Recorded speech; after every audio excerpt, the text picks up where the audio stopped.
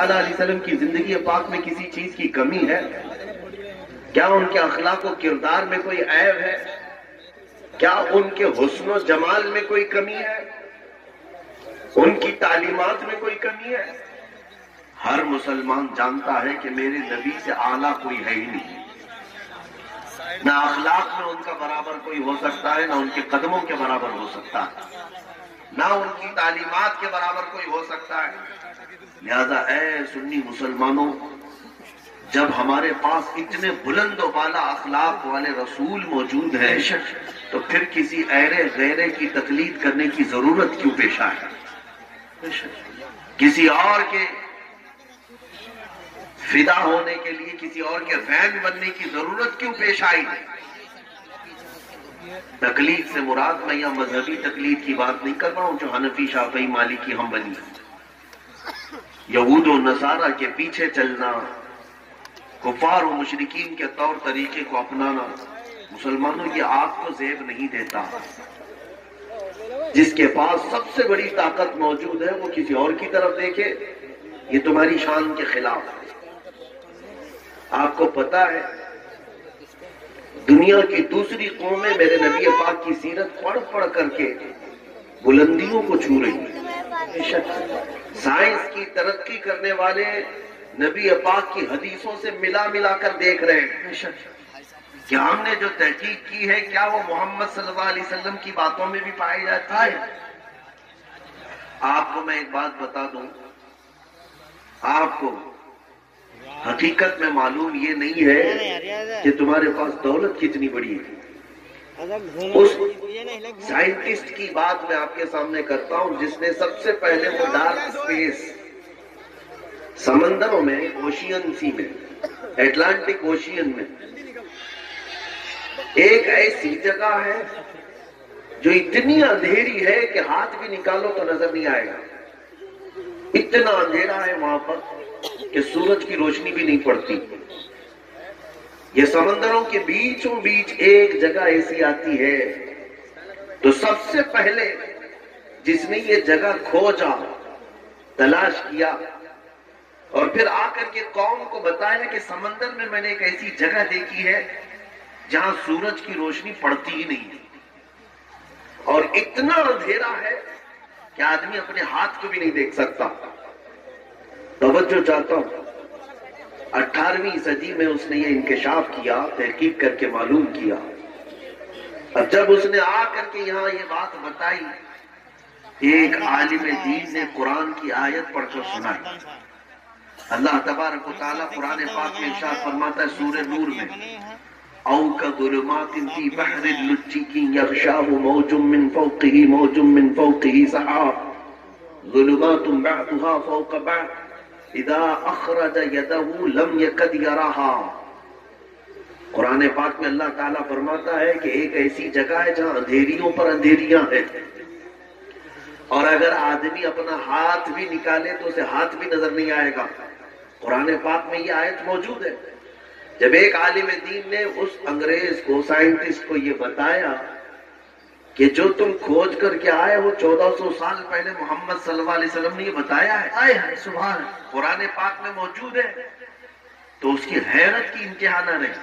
اب توجہ چاہتا ہوں میرے عزیز، اب وہ تحقیق میں لگ گیا کہ میں سمندروں کے سفر کا ماہر آدمی، سمندروں میں اس نے زندگی گزاری عجیب و غریب چیزیں نکالنے کے لیے.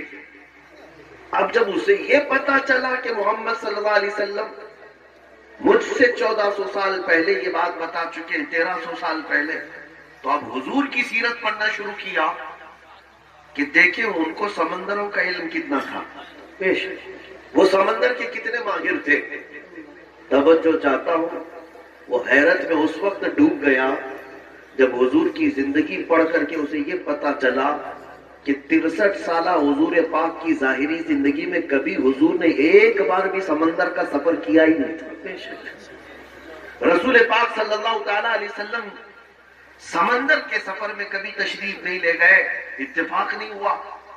اب وہ شخص کہتا ہے جو کبھی سمندر کا سفر بھی نہیں کیا، وہ اٹلانٹک اوشین میں موجود کسی ڈارک اسپیس کی خبر دیتا ہے تو پھر یہ اپنی جانب سے نہیں دے رہا ہے بلکہ اسے اسی نے بتایا ہوگا جس نے سمندروں کو قائم کیا۔ نعرہ تکبیر، نعرہ رسالت، مسلک اعلیٰ حضرت علماء اہل سنت مفتی سلمان علی صاحب قبلہ۔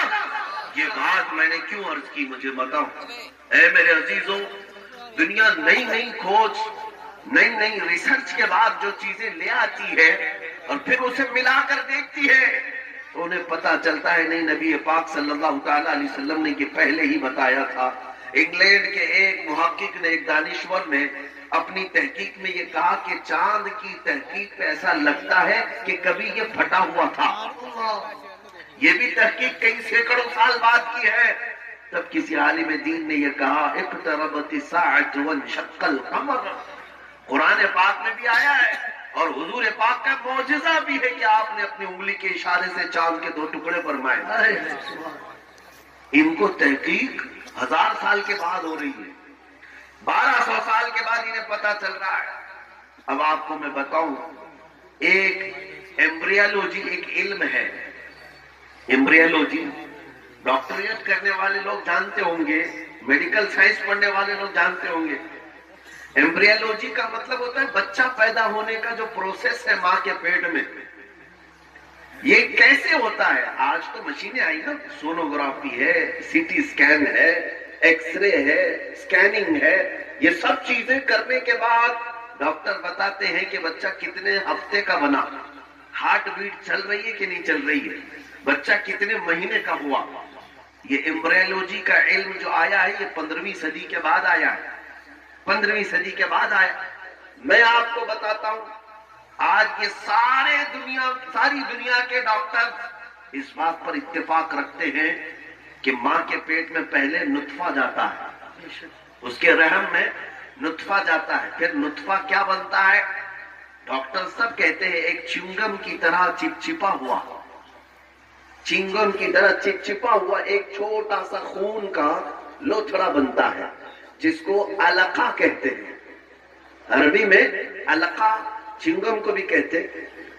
توجہ چاہتا ہوں، اس کے بعد پھر یہ ڈاکٹرز کہتے ہیں خون کے لوتھڑے کے بعد پھر بغیر ہڈی کا گوشت بنتا ہے، نطفے سے گوشت بنتا ہے، پھر تھوڑے دنوں کے بعد، مہینے کے پروسیس کے بعد ڈاکٹرز کہتے ہیں کہ اس کے اندر ہڈیاں آتی ہیں، ہڈیاں آنے کے بعد پھر چمڑا آتا ہے، پھر بال آتے ہیں۔